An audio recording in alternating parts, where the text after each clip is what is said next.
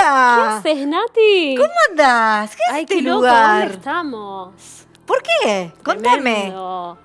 No sé, aparecimos acá. ¿Y de qué se trata este programa? Bueno, vamos a contarles un poco a los chicos, a darles la bienvenida. Hoy estamos en todo este escenario así un poco Escalofriante. oscuro, turbio, porque vamos a trabajar sobre el género fantástico. Muy ¿sí? bien, sí. Pero antes algo queremos... sospechaba. Algo nos indicaba y vamos a hablar de esto justamente. Sí. Hay indicios que ya nos ponen en el lugar de un género determinado como espectadores. Pero antes queremos agradecerles a los chicos que estuvieron subiendo unos trabajos increíbles Sí. y que siempre superan nuestras expectativas, ¿no? Sí, bien con esos emoticones. La verdad que los felicitamos porque nosotros que creemos haberlo visto todo, ustedes nos siguen superando, así que los felicitamos y les agradecemos por el compromiso también, porque ya. martes a martes cumplen con esa tarea, así que un aplauso para ustedes. Bravo por todos. Y bueno, hoy vamos a abordar este género. ¿Vos te gusta el terror? No me gusta, no. Mira, pero bueno, a mí tampoco me encanta, ¿eh? Suspenso sí. Es otra cosa, claro. Pero Es el terror otra cosa. ya... No. Bueno, pero hay referentes muy interesantes, tanto en la literatura como el cine, dentro del género fantástico, que también abordan el terror. Ujú. Vos sabés que, por ejemplo, uno que los chicos seguramente han escuchado nombrar o conocen es Stephen King, Sí. que sobre sus libros o sobre sus historias han tomado varios guiones para hacer películas increíbles.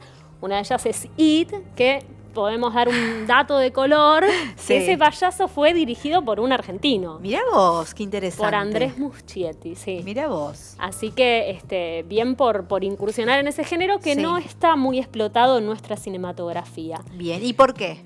Y porque es un género muy particular que está muy regido por las convenciones del género. Suelen ser superproducciones. Caras, que decís. Caras, que hacen muy bien el cine norteamericano. Claro, si no Sí. crees lo que está pasando, Y si no está bien queda hecho. un poco bizarro. Hay que ser muy cuidadoso con el terror porque Claro. tiene cosas que hay que prestar. Por eso yo mucha no creo que no me atención. gusta, porque Por eso está no tan te bien gusta. hecho que me la Que te creo. impresiona. Sí, totalmente. A mí me Bueno, gusta más pero lo ¿sabes otro. qué? Hay una película que Ujú. se llama Fase 7 Bien. de Nicolás Goldberg, que es argentina, la protagoniza Daniel Hendler. Mirá. Y es muy buena. Siempre que les recomendamos una película o un libro, les decimos lo mismo, que es que primero consulten a sus mayores, a sus padres.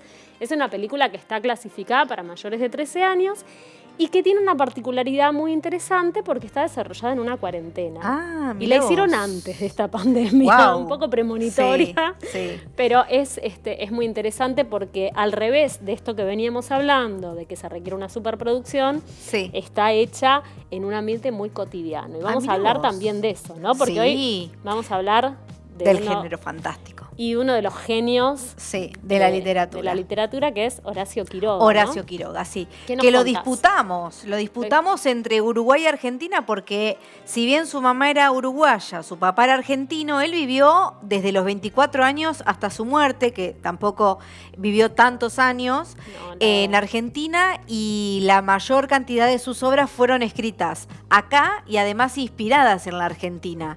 Él sobre todo se fue a vivir, estuvo viviendo en Buenos Aires un tiempo, pero amaba Misiones. Y allí tuvo 2 mujeres, tuvo Una sus vida hijas. muy particular, ¿no? Muy Una vida signada muy por particular, la muy tragedia. como esto, muy turbia, porque así como cuenta en sus cuentos muchas historias de muerte, de hecho uno de sus libros se llama De amor, de locura y de muerte, aparece el suicidio, la muerte natural por, qué sé yo, mordeduras de insectos o de víboras o fiebres o cosas muy salvajes que la naturaleza misma que lo rodeaba, ¿sí?, le inspiraban a escribir. Y lamentablemente, así como su papá, sus 2 mujeres, una novia que tuvo muy famosa, Alfonsina Storni, y sus hijas fallecieron o por suicidios o por enfermedades a muy temprana edad. Entonces, tenemos muy poquitas cosas, pero las que tenemos son clásicas, son geniales, y hoy vamos a leer una de ellas. Un cuento que a mí me puso la piel de gallina desde que era chica, que es El almohadón de plumas. Bien. Así que vamos a verlo en un video. ¿sí? Dale, vamos.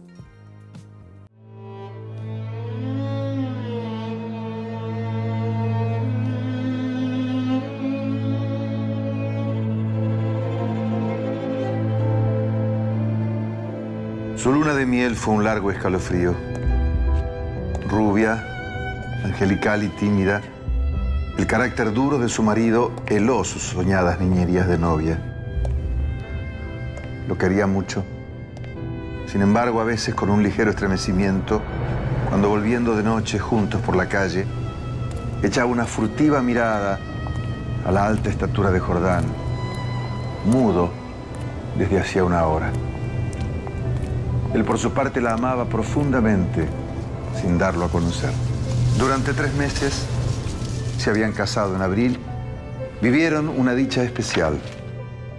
Sin duda, hubiera ella deseado menos severidad en ese rígido cielo de amor, más expansiva e incauta ternura, pero el impasible semblante de su marido la contenía siempre. La casa en que vivían influía un poco en sus estremecimientos. La blancura del patio silencioso, frisos, columnas y estatuas de mármol, producía una otoñal impresión de palacio encantado. Dentro, el brillo glacial del estuco, sin el más leve rasguño en las altas paredes, afirmaba aquella sensación de desapacible frío.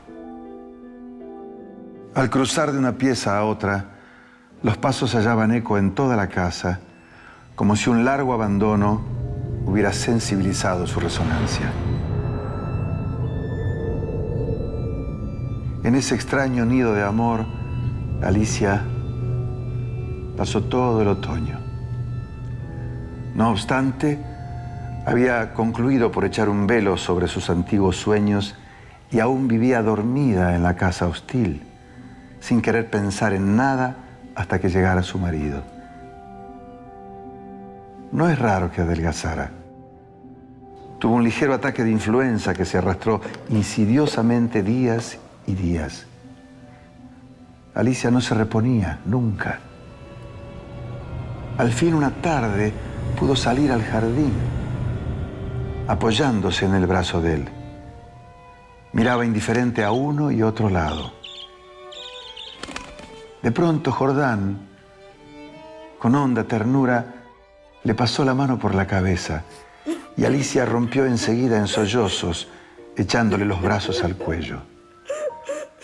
Lloró largamente todo su espanto callado, redoblando el llanto a la menor tentativa de caricia.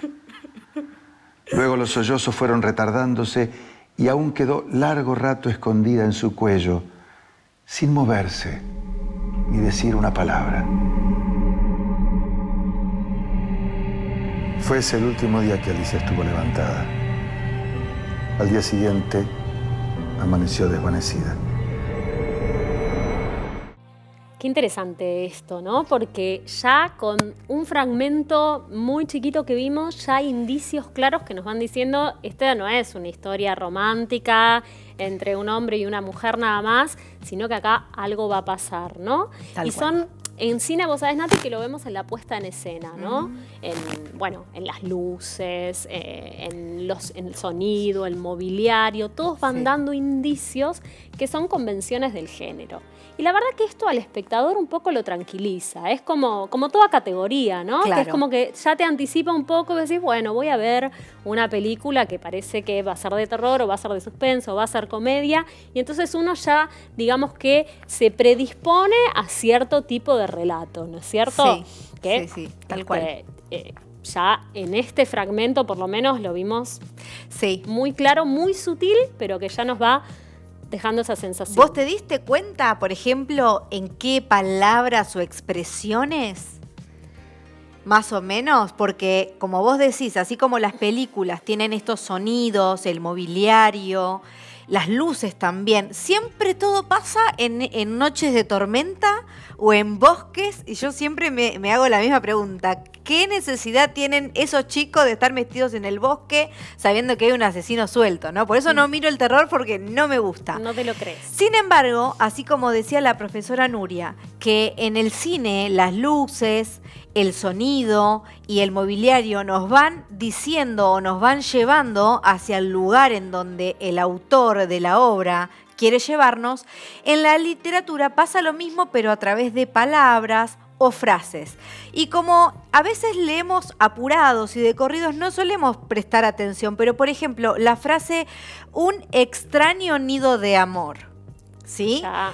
Los nidos de amor, ¿sí? Que son las casas de los recién casados, que las abuelas decían "tu nidito de amor", ¿sí? Porque así como haciendo referencia a los pajaritos, debiera ser un lugar cálido, un lugar de alegría, de felicidad, de regalos, y sin embargo está la palabra extraño.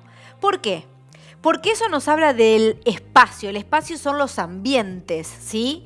Todo era extraño. Todas estas, los ambientes, como digo, extravagantes, van creando sombrío, un clima, ¿no? Van creando un clima, ¿sí? Que nos van dando cuenta que las cosas no están tan bien, de que algo va a pasar y justamente tiene que ver con la casa, con los elementos que hay en la casa y con las personas que allí habitan. Qué interesante esto que decís, porque es interesante este cuento porque parte de lo cotidiano, ¿no? Hay una tranquilidad aparente que se va a ver irrumpida. Totalmente. Y sabés que hay una, que la conoces, una escritora argentina, Mariana Enríquez, que es una grosa, y ella comenta lo siguiente, que es que Lovecraft decía que el horror debía tener un factor sobrenatural. Y Stephen King llega en los 70, rompe los esquemas y dice que lo que debe tener es un factor de presión fóbica que no necesariamente es sobrenatural. Esto de partir de lo cotidiano, como esto, una pareja de recién casados. Tal cual. No, nada. Sí, porque si bien Quiroga es anterior, ¿sí?, a Stephen King, él no empieza narrando una historia que un monstruo de 3 cabezas se presenta y está matando a las personas. Tal cual. Todo lo que inicia en este cuento es de un relato, podríamos llamarlo las características realistas. No tiene nada de extravagante. Y sin embargo, llega un momento, como por ejemplo estas frases, que empiezan a marcar la diferencia, que no se trata de un relato realista. Tal ¿sí? cual. Van sembrando indicios que en el cine decimos que después se retoman y todo puede pasar. Todo puede pasar. Vamos Bien. a ver el segundo fragmento. Dale, los invitamos. Dale. El médico de Jordán la examinó con suma atención, ordenándole calma y descanso absolutos. No sé, tiene una gran debilidad que no me explico y sin vómitos, nada. Si mañana se despierta como hoy, llámeme enseguida. Al otro día Alicia seguía peor. Hubo consulta. Constatóse una anemia de marcha agudísima completamente inexplicable. Alicia no tuvo más desmayos, pero se iba visiblemente a la muerte. Todo el día el dormitorio estaba con las luces prendidas y en pleno silencio. Pasábanse horas sin oír el menor ruido. Alicia dormitaba. Jordán vivía casi en la sala, también con toda la luz encendida. Paseábase sin cesar de un extremo a otro con incansable obstinación. La alfombra ahogaba sus pasos. A ratos entraba en el dormitorio y proseguía su mudo vaivén a lo largo de la cama, mirando a su mujer cada vez que caminaba en su dirección. Pronto Alicia comenzó a tener alucinaciones, confusas y flotantes al principio y que descendieron luego a ras del suelo. La joven, con los ojos desmesuradamente abiertos, no hacía sino mirar la alfombra a uno y a otro lado del respaldo de la cama. Una noche se quedó de repente mirando fijamente. Al rato abrió la boca para gritar y sus narices y labios se perlaron de sudor. ¡Jordán! ¡Jordán! ¡Soy yo, Alicia! ¡Soy yo! Los médicos volvieron inútilmente. Había allí delante de ellos una vida que se acababa, desangrándose día a día, hora a hora, sin saber absolutamente cómo. Alicia fue extinguiéndose en su delirio de anemia, agravado de tarde, pero que remitía siempre en las primeras horas. Durante el día no avanzaba su enfermedad, pero cada mañana amanecía lívida en síncope casi. Parecía que únicamente de noche se le fuera la vida en nuevas alas de sangre. Tenía siempre al despertar la sensación de estar desplomada en la cama con 1.000.000 de kilos encima. Desde el tercer día este hundimiento no la abandonó más. Apenas podía mover la cabeza. No quiso que le tocaran la cama, ni aún que le arreglaran el almohadón.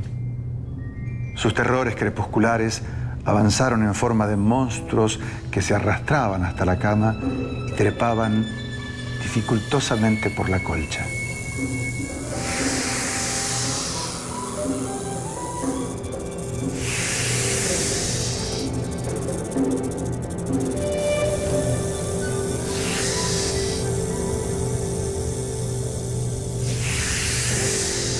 Perdió luego el conocimiento. Los 2 días finales deliró sin cesar a media voz. Las luces continuaban fúnebremente encendidas en el dormitorio y la sala. Bueno, ya estamos en esa habitación, ¿no? Sofocados, Sí. igual que los personajes, entramos en identificación plena con todo ese contexto que nos está involucrando el relato, ¿no? ¿Qué le estará pasando a esta Tremendo. muchacha, por favor? Insoportable. Tremendo, y está buenísimo para introducir un concepto que es clave para todo relato, que es el de verosimilitud, ¿no? Sí. Que es esto, que es como un pacto tácito entre el espectador y el escritor o el realizador, que convenimos que hay cosas que, aunque no sean del todo realistas, pueden pasar, ¿no? Que en cine, básicamente, para darles un ejemplo muy claro a los chicos, es creernos que Superman vuela. Si no nos creemos que Superman vuela, Sí. estamos como decía mi abuela, pero mirá si va a volar. Y vos decís, pero ya está, Y me es el arruinás el chiste. relato así, ¿no? Sí, es la gracia. Claro. O en Stranger Things, que asumimos que hay otra dimensión atrás de las paredes. Sí. Bueno, el relato fantástico justamente lo que presenta es un verosímil realista, ¿sí? Para que después todo eso cotidiano se ponga en cuestionamiento. ¿Sí? Total, buenísimo. Así que hay que prestar mucha atención si es tan común de lo que nosotros pensamos o algo va a pasar. Nati, hablemos de otra situación clave, otra parte clave, que es la construcción de los personajes, ¿no? En todo Fundamental. relato. Y sí, Cada los más autor- importantes. Cada autor tiene que saber y conocer mucho a sus personajes cuando los crea, tanto como hijos, podríamos decir, ¿no? Como que parten de adentro de ellos y tienen que saber muy bien de dónde vienen esos personajes, hacia dónde van, cuál es su historia, cuáles son los acontecimientos de su vida que los signaron, cómo es su carácter, cómo se para, cómo se viste, qué le gusta, qué le disgusta, porque toda esta cosmovisión, por decirlo de algún modo, que va a teñir la vida de ese personaje, es lo que va a ser el puntapié para saber cómo reacciona y las decisiones que toma. Sí, en este cuento son poquitos, así que no es muy difícil de poder identificarlos. Por lo que viene contando la historia, tenemos a un marido que es muy hostil, muy rudo, muy frío, y una chica que es la esposa, recién casada, tímida, delgada, como frágil, angelical, aniñada, que además, cursando esta enfermedad, le acontece esto que todavía no es sobrenatural, es lógico, es algo normal, que se enferma. Y hasta ahora estos personajes van a actuar como cualquiera de nosotros lo haríamos, por eso hablábamos del verosímil realista. Hasta ahora todo está en su lugar, no hay nada sobrenatural que nosotros nos pongamos a dudar, ¿sí? Y por otro lado, el narrador, al ser omnisciente, tampoco nos dice nada, él simplemente cuenta lo que ocurre. Así que tenemos que seguir leyendo. Aclarémosles a los chicos que en estos fragmentos que nosotros estamos viendo, los realizadores decidieron hacer un collage y está la voz de Víctor Laplace, está presente en cuerpo, en el relato, pero como decía Nati, en el libro, en el escrito, es simplemente un narrador omnisciente que va a enunciar y va a contar cómo es la historia. Sí. Vamos a ver la última parte Ay, sí, de se animan. ¿Están preparados? Vamos, que queremos saber qué pasa y cómo termina. Dale. En el silencio agónico de la casa no se oía más que el delirio monótono que salía de la cama y el rumor ahogado de los eternos pasos de Jordán. Murió, por fin. La sirvienta que entró después a deshacer la cama, sola ya, miró un rato extrañada el almohadón. Señor, en el almohadón hay manchas que parecen de sangre. Efectivamente, sobre la funda, a ambos lados del hueco que había dejado la cabeza de Alicia, se veían manchitas oscuras.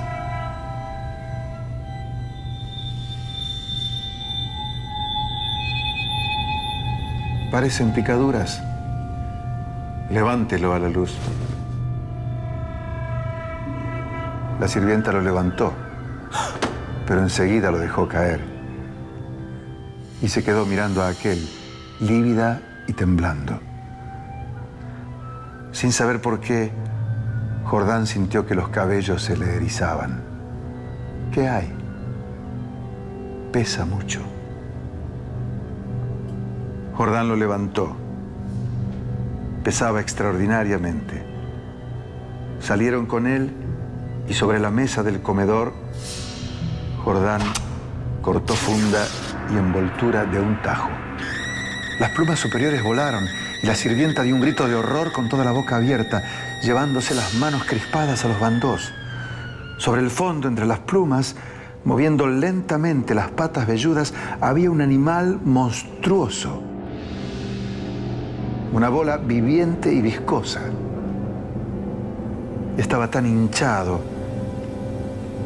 que apenas se le pronunciaba la boca.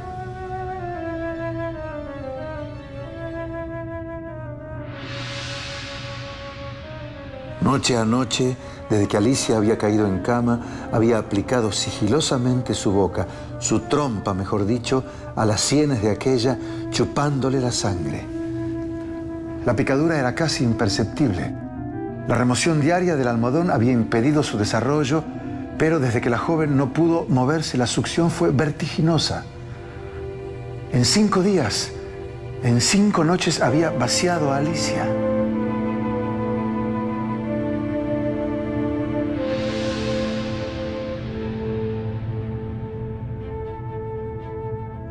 Estos parásitos de las aves, diminutos en el medio habitual, llegan a adquirir en ciertas condiciones proporciones enormes.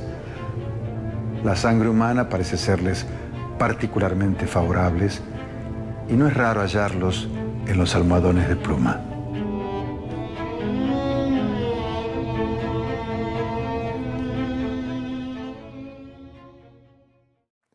Bueno, muy impactante. Te cuento, Nati, que cuando yo leí este cuento por primera vez, quedé con fobia a los almohadones de pluma. A mí me encantó. Sobre todo porque dice esto, que estos insectos, estos parásitos, pueden hallarse en cualquier almohadón de plumas, ¿no? Entonces, o no. Nos deja, o no quiere decir que todo almohadón de plumas tenga eso, pero te deja el terror de este lado.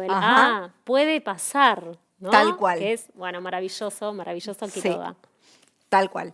Bueno, el relato fantástico, pero van a encontrar 2 tipos de finales, ¿sí? Uno, el abrupto, el que termina y en la última frase, ¿sí? La historia termina justamente con un giro inesperado que no te da tiempo a pensar lo que ocurrió. A reaccionar. O tiene estos otros finales que también te da una respuesta que no estás esperando tanto, pero hay un lugar a la reflexión y a replantearse si lo que ocurrió es verdad o no. Y queda en cada uno de nosotros si creer o no esa historia, ¿sí? Justamente. Así que esto va a tener tantas interpretaciones como lectores hay. Siempre, y todas van a ser válidas. Siempre decimos que la obra de arte, cual sea que estás mirando una obra, sea que estás leyendo un cuento, sea que estás mirando una película, se termina de completar con la interpretación que le da al espectador. Tal cual. ¿no? Ahora es de ustedes, ¿no? Como decía Borges. Cada libro es de cada uno, hay un libro para cada uno de ustedes. Y creo que con los cuentos ocurre igual. Tal cual. Y ahora les vamos a dejar justo la pelota picando de ese lado porque les vamos a proponer un ejercicio muy interesante. Sí. Por lo menos nos interesó a nosotros. Sí, a nosotros nos gusta, vos están tan ellos. Creativos. Sí. Les queremos proponer que hagan un GIF. Un GIF muy sencillo, no es que se tienen que volver locos.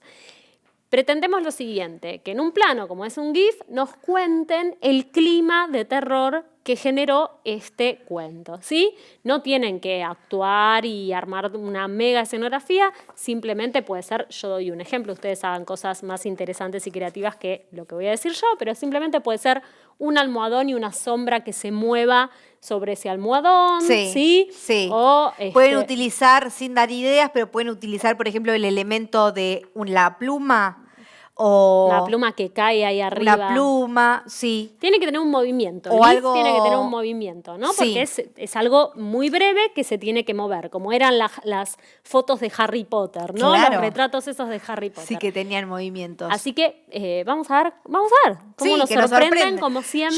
Yo les quiero decir que si ustedes leen minuciosamente en el cuento, pueden elegir un momento del relato y tomarlo, eso, si no, todos van a hacer el mismo GIF y la idea es que haya variedad. Así que pueden tomar cosas de elementos del principio del cuento. ¿Sí? Claro, puede no ser almohadón, puede ser una ventana que esté dando indicios. Sí, o cuando recién ¿no? se casa esta pareja, o toda esta relación que tenían. Y visualicen, lean el cuento, visualicen un fragmento que a ustedes les haya impactado y hagan un GIF breve y nos lo suben al Classroom, así podemos ver alguna más de sus creaciones que son increíbles. Exactamente. Y nosotros, por el momento, nos despedimos y nos vemos el próximo martes, ¿sí? Que va a ser nuestra última clase. Sí, nos vamos a despedir, pero estamos contentísimas de haber llegado hasta acá. Les mandamos un beso. Beso grande, nos vemos la próxima. Chau. Chau, Nuria, cuídate.